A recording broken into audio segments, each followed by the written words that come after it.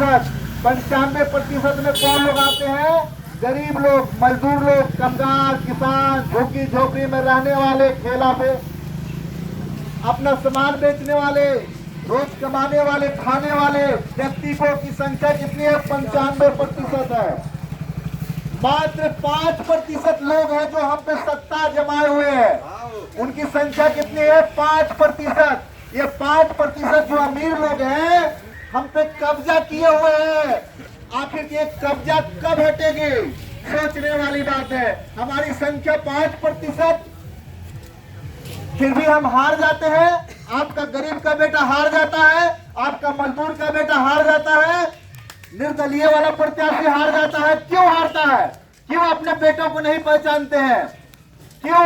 क्योंकि वो गरीब है, इसलिए उसकी वैल्यू नहीं देते हैं। तो कान खोल के सुन लीजिए सभी लोगों से, जब तक आप अपनी इज्जत यानी अपनी गरीब समाज की, अपने किसानों की, मजदूरों की, झोंकी झोपड़ी में रहने वाले लोगों की, रोज कमाने खाने वाले लोगों की अगर इज्जत नहीं कीजिएगा, उसको सम्मान नहीं दीजिएगा और उसको विधानसभा में नहीं भेजिएगा, तो आपका भविष्य नहीं बदलने वाला है। आपका भविष्य जैसे है वैसे ही रहेगा। सोचिए, आज हमारे इसी मनेर में इतनी बड़ी घटना होती है, सब लोग वाकिफ है। इतनी बड़ी घटना होने के बाद भी आज तक पूरे हिंदुस्तान में इतना बड़ा घटना नहीं हुआ है। इतना बड़ा घटना हुआ और आज तक कोई नहीं जाना, कोई लीडर पर नहीं आया, दोषियों को सजा नहीं मिली। सिर्फ एक व्यक्ति को पकड़ के मामला को दबा दिया गया।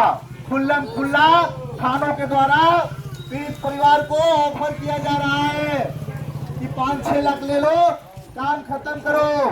तुम गरीब हो और गरीब की कोई इज्जत नहीं होती है। तुम कमाने खाने वाले हो, तुम्हारा कौन सुनेगा?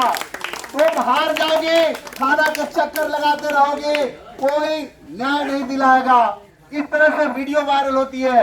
बताइए, उसको सूद लेने वाला कोई नहीं है। हमने उस बच्ची के लिए जब कैंडल मार्च निकाला तो हमारे ऊपर FIR आपके विधायक करवाते हैं।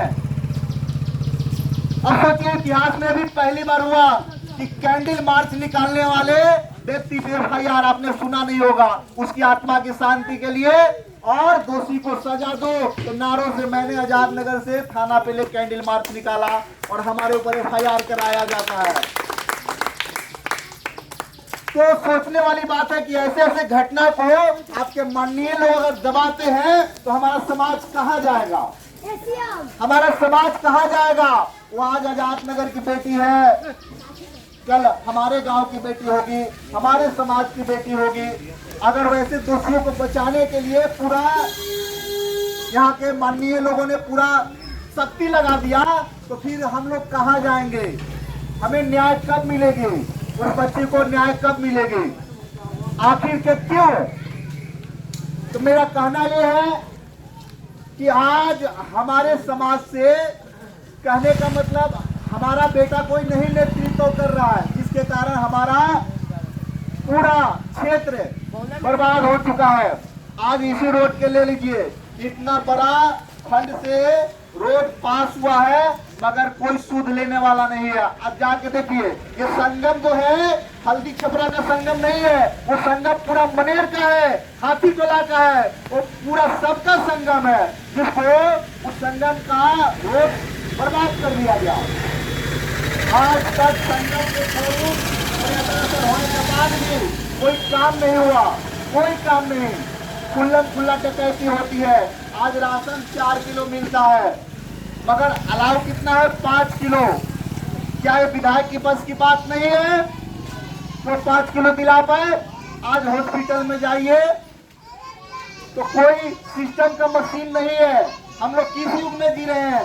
जमाना कहां से कहां गया। आखिर के कब हमें मिलेगी वो टेक्निकल से बनी हुई अच्छी मशीनें जिससे हमारे जांच हो, हमारे बच्चों को? सरकारी हॉस्पिटल में कौन जाता है? गरीब लोग जाते हैं, मजदूर लोग जाते हैं, किसान लोग जाते हैं, श्रमिक जाते हैं, रोज काम करने वाले जाते हैं, दुकान वाले जाते हैं, ठेला पे बेचने वाले, गुमटी वाले जाते हैं। कौन जाता है वहाँ पे? मगर उसकी कोई सूद लेने वाली नहीं है। और खाने के लिए ऐसी स्थिति हो गई है कि आप हमारे साथ हैं यहाँ पे, अगर छोटी सी भी विवाद होती है आपके घर पे तो FIR में आपका नाम चला जाएगा। आप मेरे साथ है, FIR में नाम चला जाएगा। मगर उस नाम को कटाने के लिए, सच को सच बोलने के लिए भी आपको पैसा देना है कि हम उस विवाद में नहीं थे और इसकी सूद लेने वाला कोई नहीं है। आज मेरे ऊपर FIR हुआ है क्योंकि मैं चुनाव लड़ने जा रहा हूँ। मैं गरीब का बेटा हूँ, मैं किसान का बेटा हूँ, मैं गांव से आता हूँ। इसलिए तो हमें पहचानना है कि हमारे वर्ग का बेटा कौन है, हमारे समाज का बेटा कौन है। जब तक हम लोग नहीं पहचानेंगे हमारा समाज आगे नहीं बढ़ेगा। वो भी आएगा, कहेगा कि हम आपके समाज के बेटा है। 10-10 गाड़ियां रखा हुआ है, कई जिलों में मकान बनाया गया है, बिल्डिंग के बिल्डिंग AC गाड़ी से चलता है। बैंक बैलेंस इतनी है कि लगता है कि सारे अकाउंट फुल है। वो भी आके कहेगा कि हम गरीब का बेटा है, हमें एक बार और मौका दीजिए। तो हमें पहचानना होगा कि सच कौन बोल रहा है, कौन हमारे दुखों में तकलीफों में साथ खड़ा होने वाला है। तो मैं आप लोग को बताते चलो कि आप लोग इस अपने वर्ग और समाज के बेटा को जरूर मौका दें, क्योंकि हम लोग दलीय प्रत्याशी के रूप में आ रहे हैं और ये दलीय का कोई पार्टी नहीं होता है। हमारी पार्टी कौन है? तो किसान लोग हैं, मजदूर लोग हैं, सरकार है, श्रमिक है। हमारी यही पार्टी है क्योंकि हम उसी परिवार से आते हैं, वैसे ही घर से आते हैं। अब बताइए, इतना साल हो गया मनेरता, आज तक हर पंचायत में हॉस्पिटल बनाने की व्यवस्था की गई है। कितने पंचायत में हॉस्पिटल है? कुछ पंचायतों में हॉस्पिटल है तो डॉक्टर बैठते नहीं है। आखिर क्यों नहीं बैठते हैं? वहाँ डॉक्टर नहीं बैठते हैं, वो डॉक्टर के है बड़े कागजों पे पेमेंट समझ रहा है। मैं आप लोग को बताते चलो, हमारे एक सबसे बड़ा फैक्ट्री को इन जालिमों ने बंद करा दिया मिलकर। इतना बड़ा फैक्ट्री इन जालिमों ने बंद करवा दिया। नाव की फैक्ट्री, बालू की फैक्ट्री। अगर आपका एक गरीब का बेटा कुछ नहीं है फिर भी आंदोलन किया नाव के लिए, सबसे बड़ा आंदोलन किया, गांधी मैदान से ब्लॉक में ले गया, जिसकी नेतृत्व मैंने किया और पूरा जोर शोर से किया। पूरा उस आंदोलन में छपरा, आरा, पटना सभी मजदूर नाव वाले इकट्ठा हुए थे।